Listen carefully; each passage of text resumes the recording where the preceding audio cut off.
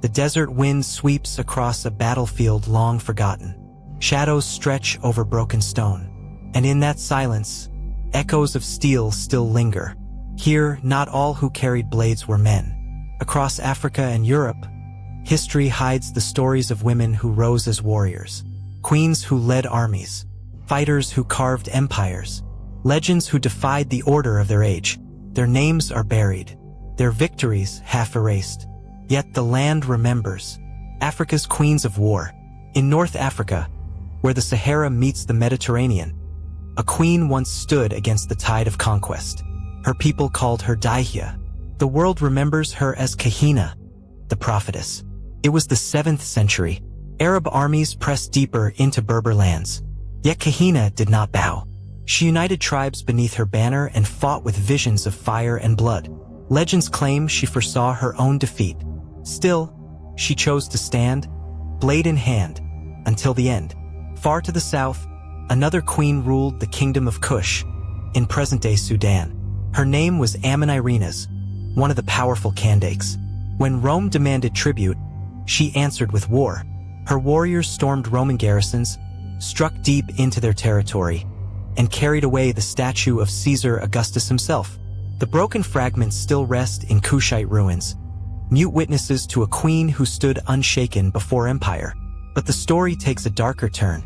For centuries, these queens were reduced to shadows, dismissed as folklore, stripped from the written record of conquest. Silent warriors of Europe crossed the sea into Europe, and the trail of forgotten women warriors deepens. In the misty lands of the Celts, women fought beside men.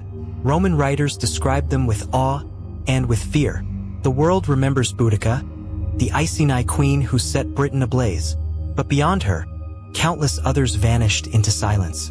In Gaul, warrior women stood at the front lines, their cries echoing through the forests. In Iberia, the Lusitanians trained daughters to wield weapons from youth.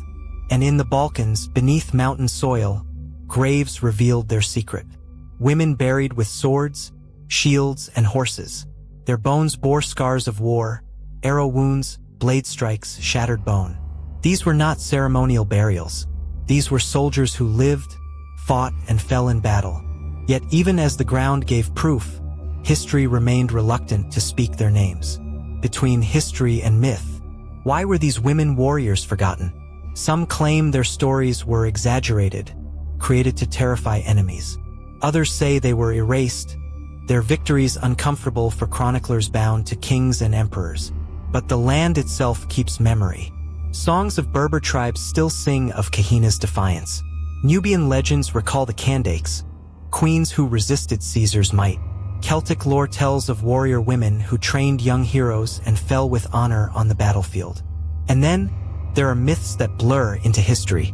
The Greeks spoke of Amazons, a race of warrior women feared across the ancient world, for centuries dismissed as fantasy, until the steppes of Scythia revealed graves of women buried with bows and blades, their lives carved in combat. Perhaps myth was only memory, carried too far from its origin. The lines between legend and history grow thin, and here the mystery only deepens. The unseen echoes. In Algeria, travelers speak of ghostly riders crossing ruined fortresses by moonlight, said to be the restless spirits of Kahina's fallen warriors. In Eastern Europe, stories tell of spectral maidens who appear before storms, clad in phantom armor, warning of wars to come. And in Britain, where Boudica's rebellion drowned in blood, whispers claim her spirit waits beneath London, ready to rise again when her people call. Are these echoes of trauma, memories etched into soil and stone? Or do these lands still carry the presence of warriors who refuse to vanish? The stones whisper of something older, something not yet explained. The unfinished story. From the sands of Africa to the forests of Europe, their shadows remain. Kahina, who fought until her last breath. Amanirenas, who carried Caesar's image back to her capital. The Celtic and Balkan women, scarred by war, buried with steel, and countless others nameless, lost to silence. History claimed the battlefield belonged to men. But the ruins, the graves, the legends, they tell another story. A story unfinished. A legacy only half revealed. And perhaps the greatest mystery is not what we know, but what remains hidden. For beneath deserts, forests, and mountains, more women warriors wait in silence, their secrets still buried in the earth.